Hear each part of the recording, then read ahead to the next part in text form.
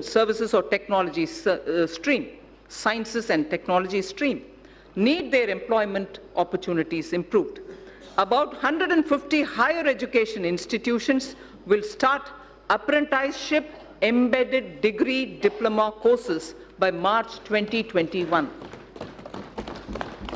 The government proposes to start a program whereby urban local bodies across the country would provide internship opportunities to fresh engineers for a period up to 1 year. So local bodies, as you know, do undertake a lot of public work program, and their manpower is also limited. But yet, young engineers who are ready to serve for the purpose of learning how it is to work with the government are also going around seeking opportunities. So here we have created an opportunity by saying urban local bodies should now give opportunity for fresh engineers so that they can help them plan better and in turn also learn as an intern under the local bodies. So this is for a period of 1 year that we've opened up. In order to provide quality education to students of deprived section of the society as well as those who do not have access to higher education, it is proposed to start a degree-level, full-fledged online education program. This shall be offered only by institutions who are ranked within top 100 in the National Institutional Ranking Framework. Initially, only a few such institutions would be asked to offer such programs. Sir, India should also be a preferred destination for higher education. Hence, under its Study in India program, an IND-SAT exam is proposed to be held in Asian and African countries. It shall be used for benchmarking foreign candidates who receive scholarships for studying in Indian higher education centers. A national police university and a national forensic science university are being proposed in the domain of policing science, forensic science, and cyber forensics. There is a shortage of medical doctors. There is a shortage of qualified medical doctors, both general practitioners as well as specialists. In order to meet this requirement, it is proposed to attach a medical college to an existing district hospital in PPP mode. Those states that fully allow facilities of the hospital to the medical college and wish to provide land at a concession would be able to receive viability gap funding from the center. Details of the scheme would be worked out soon, so we aim to have at the district level, with hospitals which are being extended for medical college training and also for producing more doctors, viability gap funding will also be extended. So the National Board of Examination imparts PG medical qualification, diploma and fellow of National Board, DNB and FNB. The government will therefore encourage large hospitals with sufficient capacity to offer resident doctors the DNB and FNB courses under the National Board of Examinations. There exists a huge demand for teachers, nurses, paramedical staff, and caregivers all abroad. There exists a huge demand abroad for teachers, nurses, paramedical staff, and caregivers. However, their skill sets many a time do not match the employer's standards and therefore need to be improved. I propose that a special bridge course be designed by the Ministries of Health, Skill Development, together with professional bodies to bring in equivalence. Language requirements of various countries need also to be included. All these should be achieved through a special training package. Our government proposes to provide about 99,300 crores for education sector in 2021 and about 3,000 crores for skill development. So I move to the second theme, economic development. Aspirational India, economic development and caring society. I'm now talking on economic development. And in economic development, industry, commerce, and investment are the ones which come first in our. So the most important thing as an introduction I'd like to say here, the guilds of Saraswati Sindhu civilization and the Harappan seals are remarkable. Saraswati Sindhu civilization is about 4,000 before the Common Era. They belong, the seals in particular, belong to 3,300 BCE, before the Common Era. Words from the Indus script, which are all hieroglyphs, have been deciphered. Words from those hieroglyphs have been deciphered. Interesting words which we need to know when we're talking about commerce and industry. Commerce and trade-related words show how India for a millennia has been a continuing civilization with rich skills in metallurgy, rich skills in trading, and so on. Sreni is a word found in the Harappan seals, which means guild. Seti is a word found in the Harappan seals, which means wholesale merchant. Seti was a wholesale merchant in the Sindhu civilization, Saraswati Sindhu civilization. Poddar is an assayer of metal into treasury. And also, India is a continuing maritime power in terms of commerce and industry. Takara Kodumi is using word which shows blacksmithery and also iron and tin smithery existed that time. So India's commerce, India's industry, India's trade in such materials which were all unique to India have existed and continues to exist over the millennia. So entrepreneurship has always been the strength of India. That's the point I wanted to explain. I'm sure many members already know it, and therefore they are a bit restless. Entrepreneurship has always been the strength of India.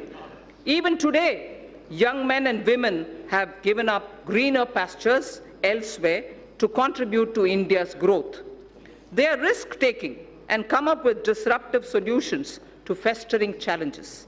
Equally, established old industries are resetting themselves in a changing global domestic situation. Global and domestic situation.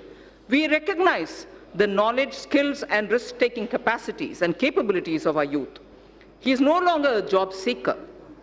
He is a creator of jobs. Now we wish to create more opportunities and remove roadblocks from this path. I propose to set up an investment clearance cell that will provide end-to-end facilitation and support, including pre-investment advisory, information related to land banks, and facilitate clearances at the center and also in the state level. It will work through a portal. There is a case for maximizing the benefits of three separately developing economic activities: the upcoming economic corridors, revitalization of manufacturing activities, and technology and the demands for aspirational classes. We have to benefit from their convergence. Hence, it is proposed to develop 5 new such smart cities in collaboration with states and in PPP mode. Such sites would be chosen that offer the best choices in terms of the aforementioned principles. India needs to manufacture networked products that will make it a part of global value chains. This in turn gets more investment and generates more employment for our youth. Electronics manufacturing industry is very competitive, and India has shown its cost advantages. The potential of this industry in job creation is immense. India needs to boost domestic manufacturing and attract large investments in the electronics value chain. Here I propose a scheme focused on encouraging manufacture of mobile phones, electronic equipment, and semiconductor packaging. The details will be announced sooner. With suitable modifications, this scheme can be adapted for manufacturing of medical devices too. India, sir, imports significant quantity of technical textiles worth $16 billion every year. To reverse this trend and to position India as a global leader in technical textiles, a national technical textiles mission is proposed with a 4-year implementation period from 2020-21 to 23-24 at an estimated outlay of 1,480 crores. Honorable Speaker, sir,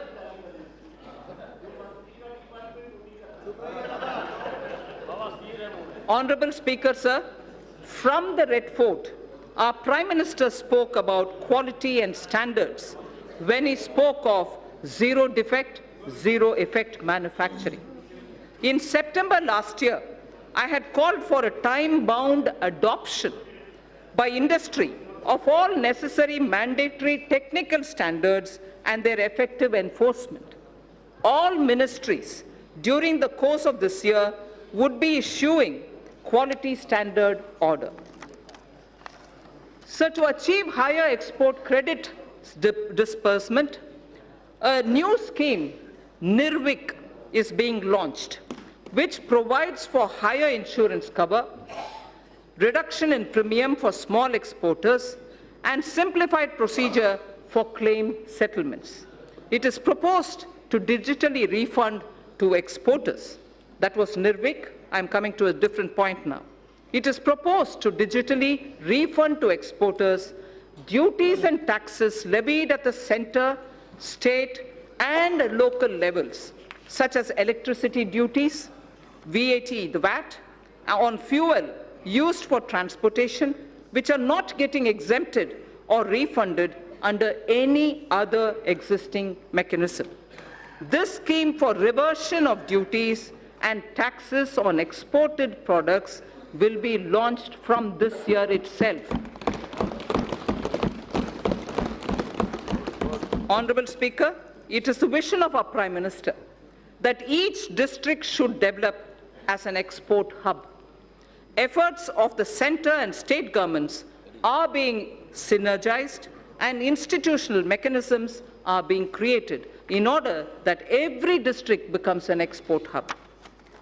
Government e-marketplace, GEM, is moving ahead for creating a unified procurement system in the country for providing a single platform for procurement of goods, services, and works. It offers a great opportunity for medium and small and micro enterprises. 3.24 lakh vendors are already on this platform. It is proposed to take its turnover to 3 lakh crores.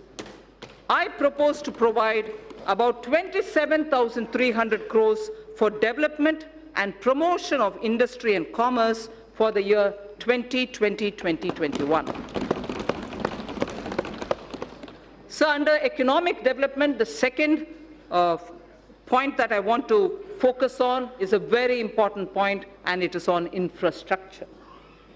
Honorable Speaker, in his Independence Day speech of 2019, the Prime Minister has highlighted that 100 lakh crores would be invested on infrastructure for the next 5 years. As a follow-up measure, I had launched the National Infrastructure Pipeline on 31st December 2019 of 103 lakh crore worth projects. It consists of more than 6,500 projects across sectors and are classified as per their size and stage of development. These new projects will include housing, safe drinking water, access to clean and affordable energy, health care for all, world-class educational institutions, modern railway stations, airports, bus terminals, metro, railway transportation, logistics and warehousing, irrigation projects, etc. The National Infrastructure Pipeline envisions improving the ease of living for each and every individual citizen in the country. It will also bring in generic and sectoral reforms in development, operation, and maintenance of these infrastructure projects. A huge employment opportunity exists for India's youth in construction, operation, and maintenance of infrastructure. National Skill Development Agency will give special thrust to infrastructure-focused skills and their development opportunities. I propose to set up a project preparation facility for infrastructure projects. This program would actively involve young engineers, management graduates, and economists from our universities. It is also proposed to direct all infrastructure agencies of the government to involve youth power in startups. They will help in rolling out value-added services in quality public infrastructure for citizens. A national logistics policy will soon be released. Among other things, it will clarify the role of union government, state government, and also the key regulators. It will create a single window e-logistics market and focus on generation of employment, skills, and making MSMEs competitive.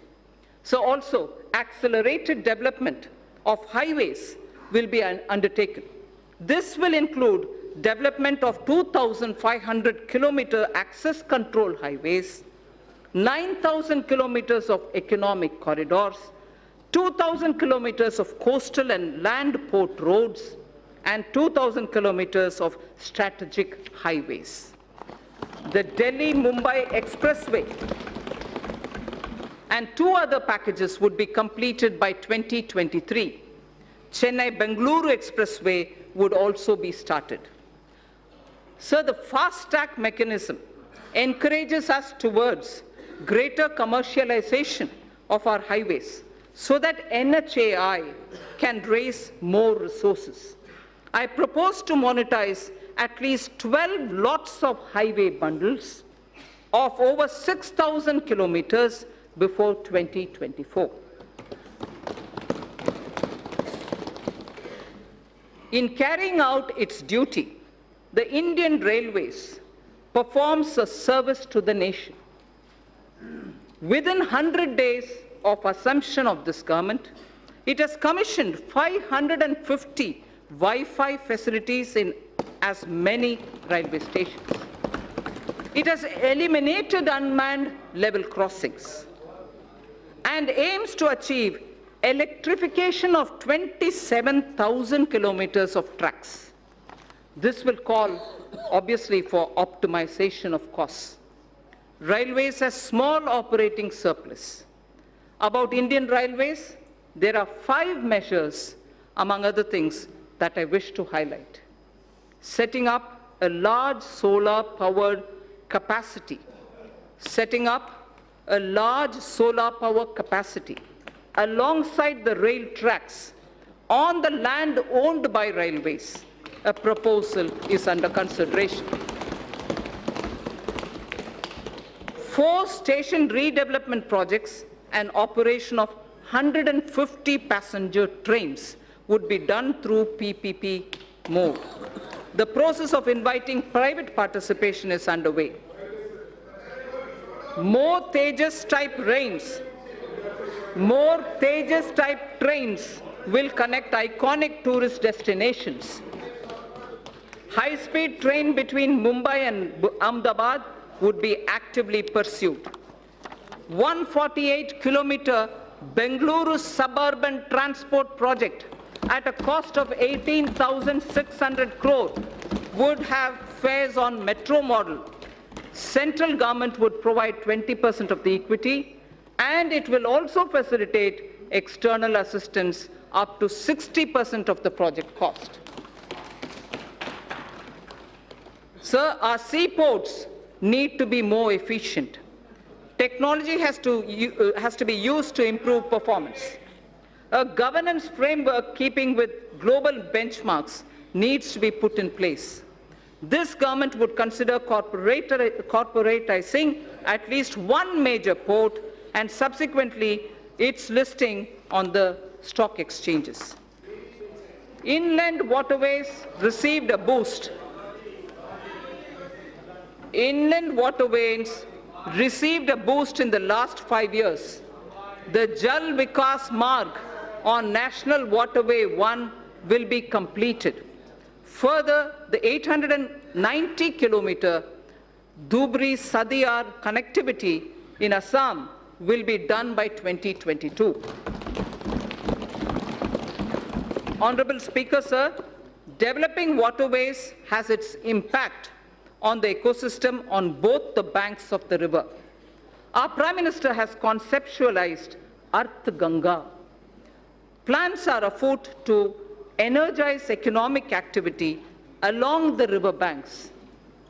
Air traffic has been growing rapidly in the country as compared to global average. 100 more airports would be developed by 2024 to support the Udan scheme. It is expected that the air fleet number shall go up from the present 600 to 1,200 during this time itself. I propose to provide 1.7 lakh crores for transport infrastructure in 2021. So taking electricity to every household has been a major achievement of this government. However, the distribution sector, particularly the DISCOMs, are under financial stress. The ministry intends to promote smart metering. I urge all the states and union territories to replace conventional energy meters by prepaid smart meters in the next 3 years. Also, this would give consumers the freedom to choose the supplier and the rate as per their requirements. So this is a very important step in reaching electricity to all people. This would give consumers the prepaid meters, the smart meters, would give consumers the freedom to choose the supplier and the rate as per their requirements. Further measure to reform DISCOMs would be taken. I propose to provide 22,000 crores to power and renewable energy sector for the year 2020-21. So now I come to oil and natural gas. In the upstream sector, oil and gas, the open acreage licensing policy, OALP, is a success, having awarded 137,000 square kilometers for exploration to private sector and to the CPSCs. City gas distribution rights are also awarded. Further, it is proposed to expand the national gas grid from the present 16,200 kilometers. At the moment, it is 16,200 kilometers only. We propose to expand it to reach 27,000 kilometers. To deepen the gas markets in India, further reforms will be undertaken to facilitate transparent price discovery and also ease of transactions. So I come to talking about the new economy now. The new economy is based on innovations that disrupt established business models. Artificial intelligence, Internet of Things, 3D printing, drones, DNA, data storage, quantum computing, etc., are all rewriting the world economic order. India has already embraced a new paradigm, such as the sharing economy with aggregator platforms, displacing conventional businesses. Government has harnessed new technologies to enable direct benefit transfers and financial inclusion on a scale like never before. It's now a cliche, data is the new oil. And it is true that analytics, fintech, and Internet of Things are changing the way we deal with our lives. To take advantage of this, I propose to bring out soon a policy to enable private sector to build data center parks throughout the country. building data center parks throughout the country. It will enable our firms to skillfully incorporate data in every step of their value chains. Our vision is that all public institutions at the Gram Panchayat level, such as Anganwadis, health and wellness centers, government schools, PDS outlets, post offices, and police stations will all be provided with digital connectivity. So, the fiber to home FTTH connections through BharatNet will link 100,000 Gram Panchayats this year itself. 1 lakh Gram Panchayats this year itself will be connected to the optical fiber FTTH program. It is proposed, therefore, to provide 6,000 crores to BharatNet program 2020-21. We need to expand the base for knowledge-driven enterprises. Intellectual property creation and protection will play an important role. Several measures are proposed in this regard, which will benefit the startups. A digital platform would be promoted that would facilitate seamless application and capture IPRs. Also, in an institute of excellence, a center would be established that would work on the complexity and innovation in the field of intellectual property. Honorable Speaker, sir, knowledge translation clusters would be set up across the different technology sectors, including new and emerging sectors, for designing, fabrication, and validation of proof of concept, and further scaling up technology clusters, harboring such test beds and small-scale manufacturing facilities would be established. Mapping of India's genetic landscape is critical for next-generation medicine, agriculture, and for biodiversity management. To support this development, we will initiate 2 national-level science schemes to create a comprehensive database. The government proposes to provide early life funding, including seed fund, to support ideation and development of early-stage startups. So critical to our quantum technology. Quantum technology is opening up new frontiers in computing, communications, cybersecurity, with widespread applications. It is expected that a lot of commercial applications would emerge from theoretical constructs which are developing in this area. It is proposed to provide an outlay of 8,000 crores over a period of 5 years for the national mission on quantum technologies and application. India would probably be the 3rd biggest and pioneering nation if we are able to break into this technology of quantum technology related to computing and other applications.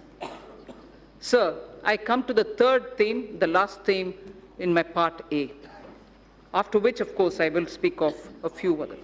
Caring society. In our 3rd theme, we focus on women and child, social welfare, culture and tourism, and also on environment and climate change. Women and child and social welfare, sir. I am pleased to inform the House that Beti Bachao, Beti Padhao has yielded tremendous results. Gross enrollment. Sir, if you hear the data, I think it's important not to politicize issues related to women. Beti Bachao, Beti Padhao has yielded tremendous results. Gross enrollment ratio of girls across all levels of education is now higher than boys. At elementary level, it is 94.32% as against 89.28% for boys. At secondary level, it is 81.32% as compared to 78% for boys. At higher secondary level, girls have achieved a level of 59.70 compared to only 57.54% for boys. So girls are actually under Beti Padhao benefiting from the scheme. Health of mother.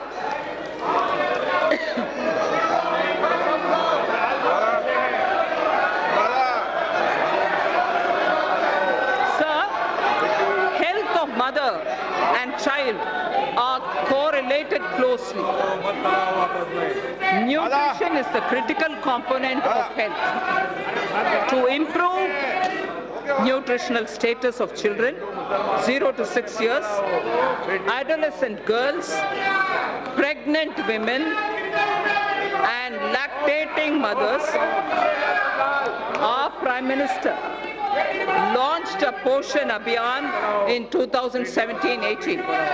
More than 6 lakhs Anganwadi workers are equipped with smartphones to upload the nutritional status of more than 10 crore households. Sir, Honorable Speaker, sir, for the benefit of those who may not have heard this line, because it's very important, I'd like to repeat it. To improve the national nutritional status of children in 0 to 6 years of age, adolescent girls, pregnant women, and lactating mothers, our Prime Minister launched a Poshan Abhiyan in 2017-18. More than 6 lakh Anganwadi workers are equipped with smartphones to upload the nutritional status of more than 10 crore households. The scale of this development is unprecedented. So the next is, women's age of marriage was increased from 15 years to 18 years in 1978 by amending erstwhile Sharda Act of 1929. As India progresses further, opportunities open up for women to pursue higher education and careers. There are imperatives of lowering MMR, maternal mortality rate, as well as improvement of nutrition levels. Entire issue about age of girl entering motherhood needs also to be seen in this light. I propose to appoint a task force that will present its recommendations in 6 months' time. I propose to provide 35,600 crores for nutrition-related programs for the financial year 2020-2021. So in continuing with our government's commitment to welfare of women, this budget provides for about 28,600 crore for programs that are specific to women. Our government is determined that there shall be no manual cleaning of sewer systems or septic tanks. Suitable technologies for such tasks have been identified by the Ministry of Housing and Urban Affairs. The ministry is working with urban local bodies for the adoption of these technologies. We will now take this to its logical conclusion. We will now take it एक minute बाद to मैं सभी माननीय सदस्यों से आग्रह करूंगा आपको बजट पर पर्याप्त समय और पर्याप्त अवसर दूंगा उस समय आप बोलना और दादा विशेष रूप से आपको बोलने की परमिशन दूंगा Thank you, sir. No. Thank you, Speaker, sir. We will now take this.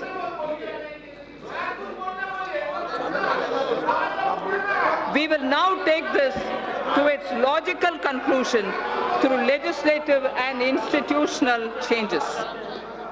Financial support for wider acceptance of such technologies will be provided.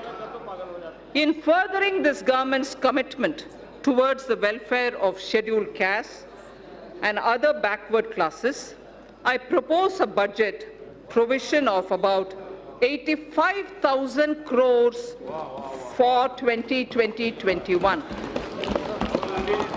for scheduled castes and other backward classes. I repeat, I propose a budget provision of about 85,000 crores for 2020-21. In furthering the development and welfare of scheduled tribes, sir, I provide in the budget for the year 2020-21 an amount of 53,700 crores. For scheduled tribes, I repeat, we provide 53,700 crores. This government is mindful of the concerns of senior citizens and Divyang. Accordingly, an enhanced allocation of about 9,500 crore is being provided for 2020-21. So now I move to the second of the third topic theme that I have, which is culture and tourism. Our government proposes to establish an Indian Institute of Heritage and Conservation under Ministry of Culture. It shall have the status of a deemed university to start with.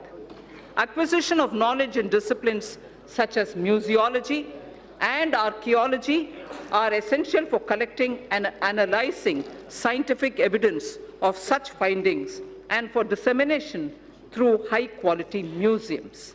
Currently, lack of trained manpower is a handicap for both these disciplines, and therefore it also has a negative impact on tourism. 5 archaeological sites would be developed as iconic sites with on-site museums. They are Rakhi Ghadi, Haryana; Hastinapur, Uttar Pradesh; Shiv Sagar in Assam; Dholavira, Gujarat; Adichanallur, Tamil Nadu. I repeat, 5 archaeological sites would be developed as iconic sites with on-site museums. They are Rakhi Ghadi, Haryana; Hastinapur, Uttar Pradesh; Shiv Sagar, Assam; Dholavira, Gujarat; and Adichanallur in Tamil Nadu. Our Prime Minister in January 2020 announced recuration of the Indian Museum in Kolkata, which is the oldest in the country. In the historic Old Mint building, Kolkata, a museum on numismatics and trade will also be located. 4 more museums from across the country shall be taken up for renovation and recuration so that a world-class experience can be offered to our visitors. Our government shall also support setting up of a tribal museum in Ranchi, Jharkhand. So I spoke about the Sindhu-Saraswati civilization. A maritime museum would be set up at Lothal, the Harappan Age maritime site near Ahmedabad, by the Ministry of Shipping. I propose to provide 3,150 crore for Ministry of Culture for the year 2021. Sir, India has moved up from the rank 65 in 2014 to 34 in 2019 in the Travel and Tourism Competitive Index, the World Economic Forum's index. Foreign exchange earnings grew 7.4% to 1.88 lakh crores for the period January to November 2019 from 1.75 lakh crores. From 1.75 lakh crores, it has gone up to 1.88 lakh crores. Growth of tourism directly relates to growth and employment. States have a critical role to play. I expect the state governments to develop a roadmap for certain identified destinations and formulate financial plans during 2021 against which specified grants will be made available to the states from the center in the year 2020-21. For purpose of tourism promotion, sir, I propose to allocate 2,500 crores for 2020-2021. So I now move to the third under this theme, environment and climate change. In September 2019, the Prime Minister has launched the Coalition for Disaster Resilient Infrastructure. with its secretariat in Delhi. This global partnership is the second such initiative, international initiative, after the launch of, as members would recall, after the launch of International Solar Alliance. That was in 2015. This global partnership will help in addressing a number of sustainable development goals, as also the aims of Sendai framework. It will enhance climate change adaptation with a focus on disaster-resilient infrastructure. India submitted its nationally determined contribution under the Paris Agreement in 2015 on a best effort basis, keeping in mind the development imperative of our country. Its implementation effectively begins from 1st January 2021. Our commitments as action will be executed in various sectors. Honorable Speaker, sir, I interrupt here only to say this is a very important point, because a lot of our commitments which have been given in the Paris Climate Change Conference on best effort basis will start kicking in from 1st January 2021. Our commitments as action will be executed in various sectors by the departments and ministries concerned through a normal budget process. They will do it through the normal budgeting process. There are, however, yet thermal power plants that are old and their carbon emission levels are very high. For such power plants, we propose that utilities running them would be advised to close them if their emission is above the preset norms. The land so vacated can be put to alternative uses. In large cities having population above 1 million, clean air is a matter of concern. I'm sure a lot of our members will be keen to know about what steps are being taken for cities and clean air. The government proposes, Honorable Speaker, to encourage such states that are formulating and implementing plans for ensuring cleaner air in cities above 1 million. Parameters for the incentives would be notified by the Ministry of Environment, Forests and Climate Change.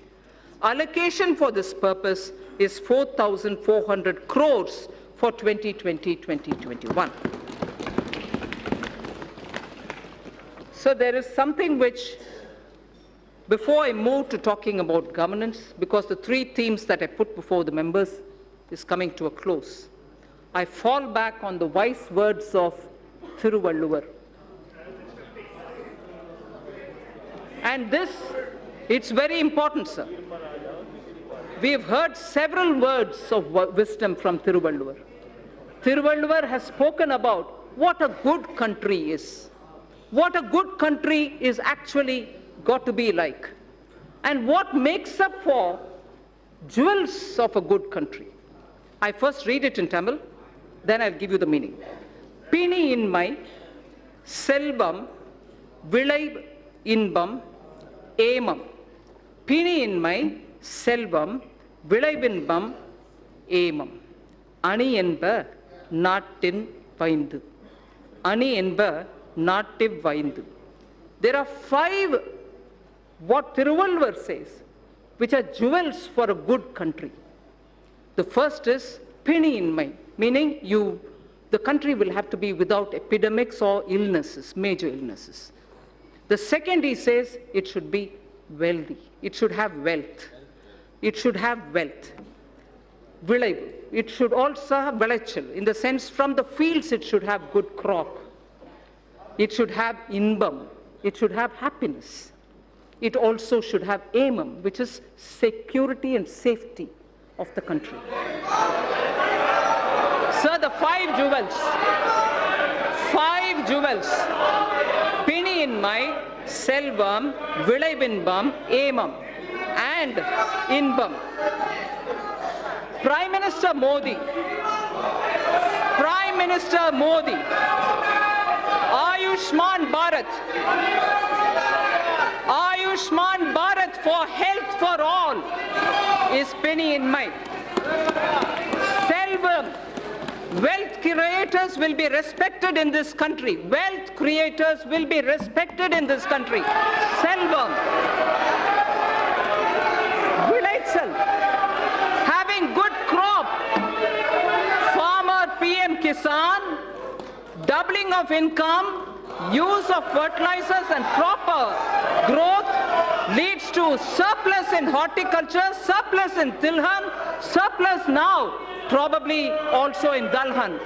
So the Prime Minister's program at health, at creating and giving respect for wealth creators and improving agricultural output and looking at ease of living, bringing happiness to people, and above all, the fifth aimam, this country's national security.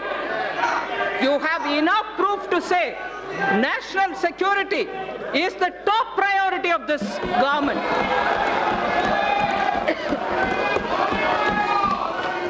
So, if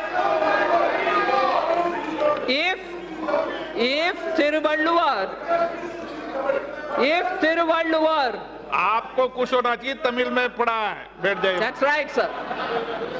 If Thiruvalluvar identified the 5 jewels for a good country, those 5 jewels are the ones which Prime Minister Modi is now addressing through his programs. For health, Ayushman, for wealth creators, a respectable and honorable climate, good crops, happiness through ease of living, and national security. So, now with all that said, the bouquet of flowers which I would like to give every citizen with trust and faith, had flowers under aspirational India, had aspirational India, a set of flowers under aspirational India, had set of flowers under environment and economy and also commerce and industry. A third set of flowers was under the caring India, caring society that we want to have. Now this bouquet of flower is held by 2 hands, governance and the other financial institutions. I speak about governance, sir, which is very important. Good governance is what is going to be giving faith to the people. Honorable Speaker, sir, all the while I have explained the color and composition of the bouquet of flowers, schemes and programs. They were grouped under aspirational India, economic development and caring India. Now I speak about the 2 hands that will hold them. One such a hand is governance, which is clean, corruption-free, policy-driven, and good in its intent. And most importantly, trusting in faith, trusting every citizen, the aspirational youth, the hard-working women.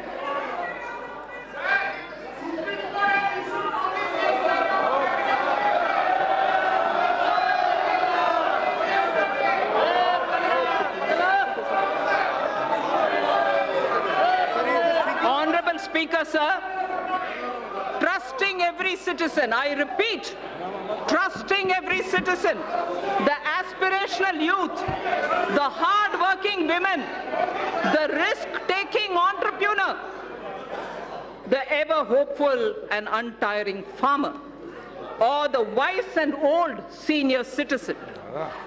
Many among them are taxpayers. Others may not be taxpayers now.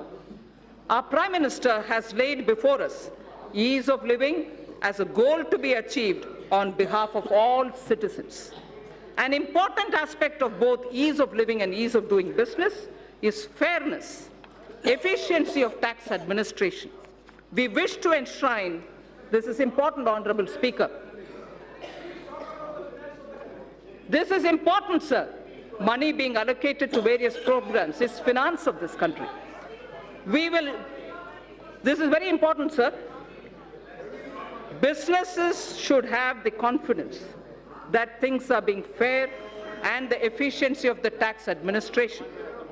We wish to enshrine in the statutes a taxpayer charter. through this budget. A taxpayer's charter is getting institutionalized into the statutes. It's going to be enshrined as a part of our laws. That's building trust. A taxpayer's statutes will be a part of our, a taxpayer's charter will be a part of our statutes.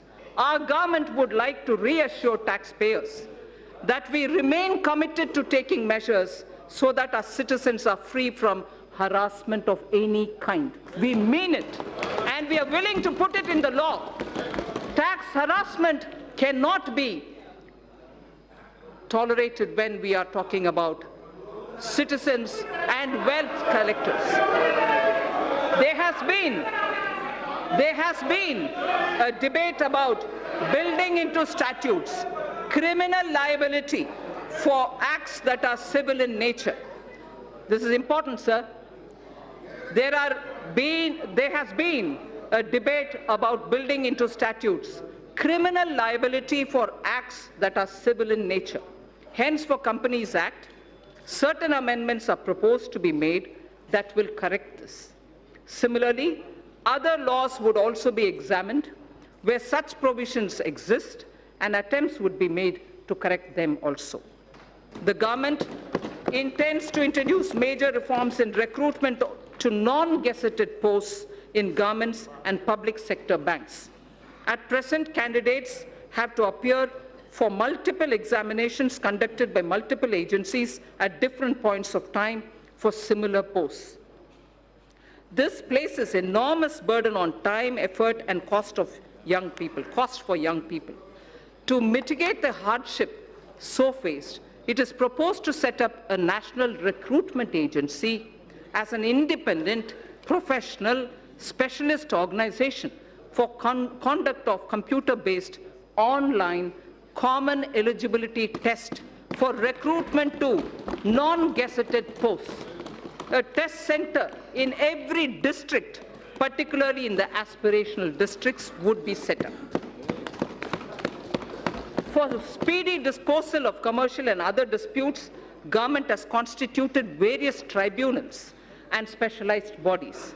It is proposed to evolve a robust mechanism for appointment, including direct recruitment to these bodies to attract best talents and professional experts.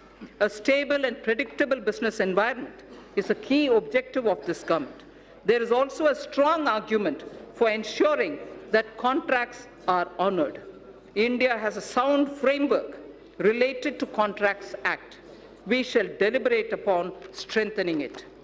There is a growing need, sir, for Indian statistical system to meet the challenges of real-time monitoring of our increasingly complex economy. Data must have strong credibility. The proposed new national policy on official statistics would use latest technology, including artificial intelligence. It would lay down a roadmap towards modernized data collection, integrated information portal, and a timely dissemination of information thus collected. I am happy to inform that India will host G20 presidency in the year 2022. That is the year of 75th anniversary of independence of the Indian nation. During this presidency, India would be able to drive considerably the global economic and development agenda. For this historic occasion, I allocate a sum of 100 crore to begin the preparations. 100 crore rupees. Sir, Northeastern region has a very high priority in government's developmental agenda. Government is ensuring smooth access to financial assistance from multilateral and bilateral funding agencies to help introduce innovative and global best practices. Central government has effectively used an online portal to reduce gestation period of online. This has improved the flow of funds to the Northeast region. The government is fully committed to supporting the all-round development of the newly formed Union Territories of Jammu and Kashmir and the Union Territory of Ladakh. Accordingly, an amount of 30,757 crore has been provided for the financial year 2020-21. An amount of 5,958 crore has been provided for the Union Territory of Ladakh. So that was one hand, which is governance. Now I come to the other, which is the financial sector. If governance was described as one of the pair of the hands holding the bouquet consisting of aspirational India, economic development and caring India, the other is the financial sector. A clean, reliable, robust financial sector is critical to the economy. A clean, reliable and robust financial sector is critical to the economy. In our efforts to achieve the US $5 trillion economy, the financial architecture should evolve. The financial architecture should keep evolving and move from strength to strength. We had earlier approved consolidation of 10 banks into 4.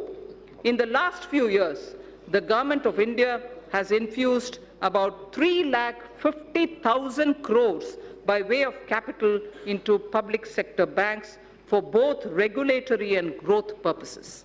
Governance reforms would be carried out in these banks so that they become more competitive. A few among them will be encouraged to approach capital market to raise additional capital. Sir, I wish to inform this august House that robust mechanism is in place to monitor the health of all scheduled commercial banks and that depositors' money is absolutely safe. I wish to underline this point, sir, that this August House should know that robust mechanism is in place to monitor the health of all scheduled commercial banks and that depositors' money is absolutely safe. Further, the Deposit Insurance and Credit Guarantee Corporation has been permitted to increase deposit insurance coverage for a depositor, which is now standing at 1 lakh of rupees to 5 lakh per depositor. Sir, the insurance cover for a depositor is at 1 lakh now. Now we are raising it to 5 lakh for each depositor. Sir, to strengthen the cooperative banks, amendments to the Banking Regulation Act are proposed for increasing professionalism, enabling access to capital, and improving governance and oversight for sound banking through the RBI.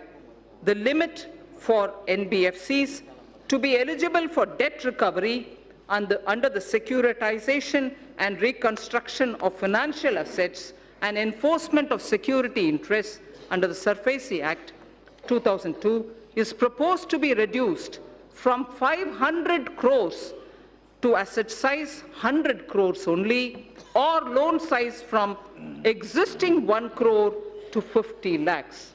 Therefore, we feel many of the small NBFCs which can come for debt recovery would be far easily done for smaller companies. In the last few years, the government has taken concrete steps to bring our banking system to be robust. However, there is a need for greater private capital. Accordingly, it is proposed to sell the balance holding of Government of India's IDBI Bank to private, retail and institutional investors through the stock exchange. There is a need, sir, to take further steps to bring in transparency and greater professionalism in public sector banks. The government will take appropriate measures towards this end. Sir, to help easy mobility while in jobs, we wish to infuse into the universal pension coverage with auto-enrollment. Also, we wish to place such mechanisms which can enable interoperability and provide safeguards for the accumulated corpus. Regulating role of PFRDAI, which is the pension regulatory body, requires strengthening. Necessary amendments would be carried out in pension fund Regulatory Development Authority of India Act that will also facilitate separation of NPS trust for government employees from the PFRDAI. This would also enable establishment of a pension trust by the employees other than from the government. I am confident that this will motivate citizens to plan for their old age. So this section, which I will now speak, will relate to the MSMEs. MSMEs are vital to keep the wheels of our economy moving. They also create jobs, innovate, and also risk takers, and they are risk takers. Several measures for the MSMEs have been taken in the past few years. There are more steps proposed in this budget also. I propose to make necessary amendments to the Factor Regulation Act 2011. This will enable NBFCs to extend invoice financing to the MSMEs through TREDS, thereby enhancing the economic and financial sustainability. Working capital credit remains a major issue for the MSMEs. It is proposed to introduce a scheme to provide subordinate debt for entrepreneurs of MSMEs. This subordinate debt to be provided by banks would count as quasi-equity and would be fully guaranteed through the Credit Guarantee Trust for medium and small entrepreneurs. The corpus of the CGT MSE would accordingly be augmented by the government. More than 5 lakh MSMEs have benefited from restructuring of debt permitted by RBI in the last year. The restructuring window was to end on 31st March 2020. Government has asked RBI to consider extending this window till 31st March 2021, one more year, so that whoever wants, they can go and approach. An app-based invoice financing loans product will be launched. This will obviate the problem of delayed payments and consequential cash flow mismatches for the MSME. Many mid-sized companies are successful domestically, but not in export markets. For selected sectors such as pharmaceuticals, auto components, and others, we propose to extend hand-holding support for technology upgradations, R&D, business strategy planning, and so on. A scheme of 1,000 crore rupees will be anchored in the Exim Bank together with the SIDBI. Both these institutions would contribute 50 crores each. This 100 crore would be achieved towards equity and technical assistance. Debt funding of 900 crores from banks would be made available. Sir, financial markets. I would like to give a few of the major steps and initiatives being taken by the government for the financial markets. Last year in my budget speech, sir, I had mentioned about deepening the bond markets. To achieve the aspirational growth rate, we would require flow of capital in our financial system. A lot of work has been done on this in consultation with the RBI. Honorable Speaker, sir, I am pleased to inform this House of the developments. Certain specified categories of government securities would be opened fully for non-resident investors, apart from being available to domestic investors also. The limit for FPI in corporate bonds, currently at 9% of outstanding stocks, will be increased to 15% of the outstanding stock of corporate bonds. To improve investors' confidence and to expand the scope of credit default swaps, we propose to formulate a legislation to be placed soon before this House for laying down a mechanism for netting of financial contracts. The debt-based exchange-traded fund, the ETF, recently floated by the government was a big success. Government proposes to expand this by floating a new debt ETF consisting primarily of government securities. This will give retail investors access to government securities as much as giving an attractive investment for pension funds and long-term investors. So to address the liquidity constraints of the NBFCs and the HFCs, this was very much talked about between July and December last year, sir, 2019. Liquidity constraints was very frequently mentioned to us. So to address liquidity constraints of the NBFCs and the housing finance corporations, post the Union Budget 2019-20, the government formulated a partial credit guarantee scheme for the NBFCs. To further the support of providing liquidity, a mechanism would be devised. Government will offer support by guaranteeing securities that are so floated. Infrastructure financing. Government's commitment for investment in infrastructure was reiterated when 103 lakh crore national infrastructure pipeline products were announced. I would also like to inform that about 22,000 crores of rupees has already been provided as support for infrastructure pipeline. On December 31st, if honorable members would recall, the national pipeline consisting of more than 6,500 projects were announced. 22,000 crore has already been provided as support to infrastructure pipeline. This would cater for equity support to infrastructure finance companies such as the IIFCL and a subsidiary which is of NIIF. So two institutions, IIFCL and the subsidiary of NIIF, take it. They would leverage it as permissible to create financing pipeline of more than 1 lakh crores. This would create a major source of long-term debt financing for infrastructure projects and fulfill a long-awaited requirement. So, the IFSC, GIFT City, has the potential to become a center of international finance as well as a center for high-end data processing. GIFT IFSC has an approved free trade zone for housing vaults. It already has 19 insurance entities, 40 banking entities. It has also provided for setting up of precious metals, testing laboratories for them, and refining facilities also.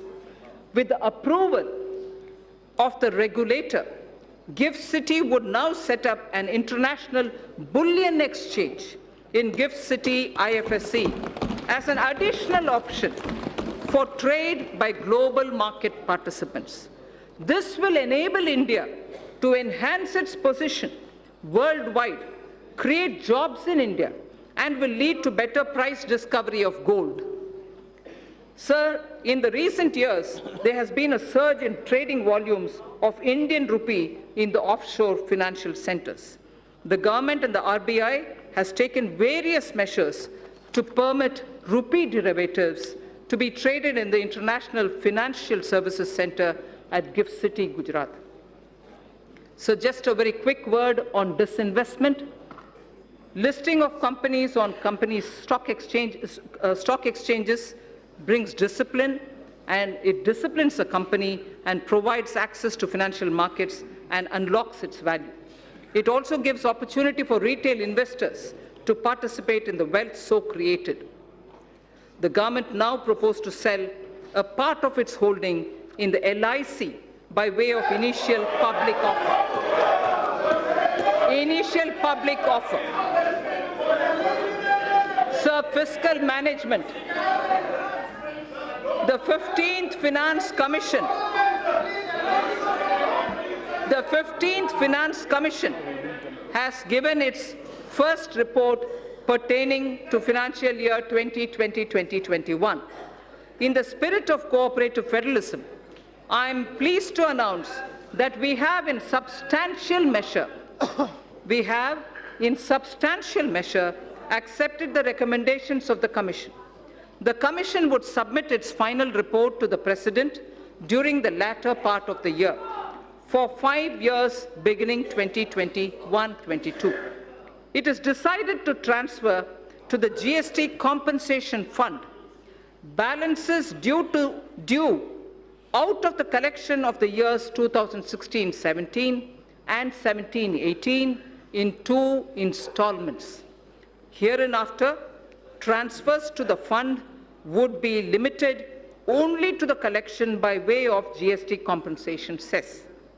A fundamental overhaul of centrally sponsored schemes and central sector schemes is necessary so that we can align them with emerging social and economic needs of tomorrow and to ensure that scarce public resources are spent optimally. Recently, there has been a debate over transparency and credibility of the projected fiscal numbers. Let me assure the House that the procedure adopted is compliant with the FRBM Act. This is also consistent with the practices hitherto followed. However, for greater clarity, I have enumerated those central government debt that are not part of the market borrowing and are used to fund the expenditure at the annex. I'd like to repeat this line, sir.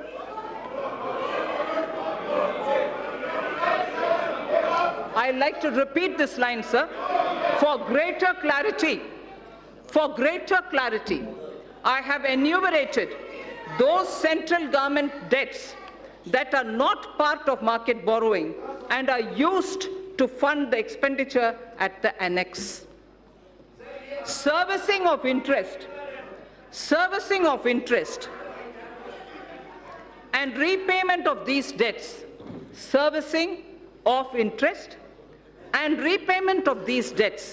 as hitherto done, are done out of Consolidated Fund of India. So now I come to some numbers. Revised estimates of expenditure for the financial year 2019-20 are at a level of 26.99 lakh crores, and the receipts are estimated at 19.32 lakh crores. We have estimated nominal growth of GDP for the year 2020-21 on the basis of trends available at 10%. Accordingly,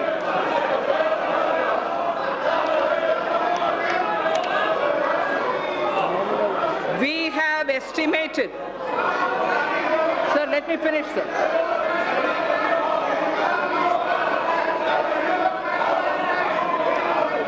So we have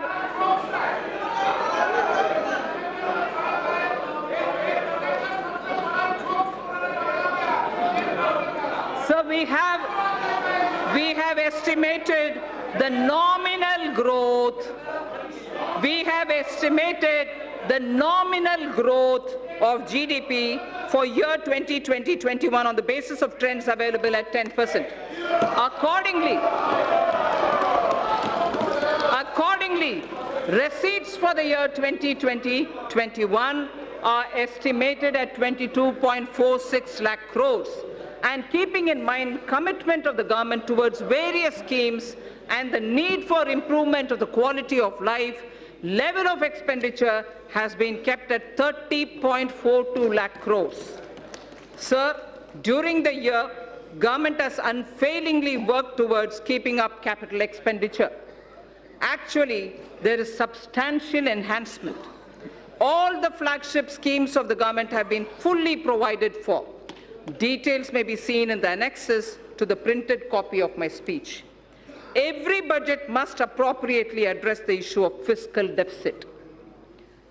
Every budget must appropriately address the issue of fiscal deficit. Recently, government has undertaken very significant tax reforms for boosting investment. However, expected tax buoyancy will take time. We estimate a fiscal deficit of 3.8% in RE 2019-20 and 3.5% for BE 2020-2021. This estimation is consistent with the government's abiding commitment to macroeconomic stability. and it comprises of A, 3.3 for year 2019-20, and 3 for the 2020-2021 budget estimate, and B, Section 4.2 of the FRBM Act, which provides for a trigger mechanism for a deviation from the estimated fiscal deficit on account of structural reforms in the economy with unanticipated fiscal implications. Therefore, I have taken a deviation of 0.5% consistent with the Section 4.3 of the FRBM Act, both for RE 2019-20 and BE 2020-21. Accordingly, the return path is being laid before the Parliament as a part of the medium-term fiscal policy cum strategy statement. This fiscal path commits us to the path of fiscal consolidation without compromising the needs of investment out of public funds. Accordingly, net market borrowings for the year 2019-20 would be 4.99 lakh crore, and for the year 2020-21, it would be 5.36 lakh crores. A good part, this is very important, sir, a good part of the borrowings of the financial year 2020-21 would go towards capital expenditure of the government that has been scaled up by more than 21%. As I had previously mentioned, another about 22,000 crores have already been allocated for equity to fund certain specified infrastructure finance companies who would leverage it manifold and provide much needed long-term finance for infrastructure sector. That should spur the growth impulses in the economy. So I would now move to part B of my speech.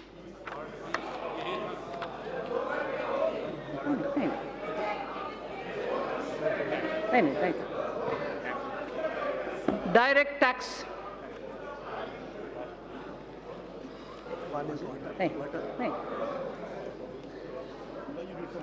No, thanks.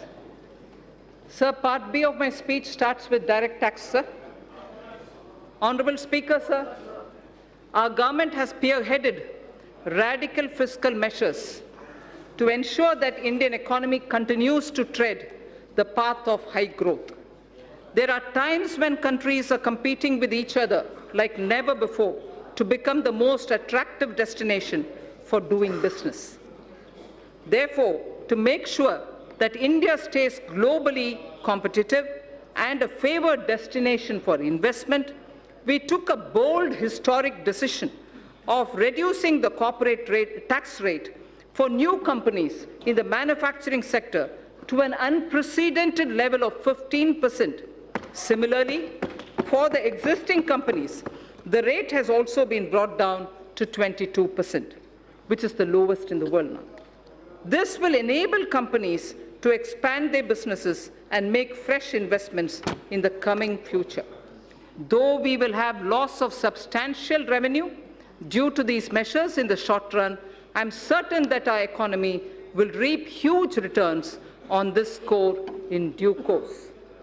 So one quick verse from Raghuvamsa, written by Kalidasa.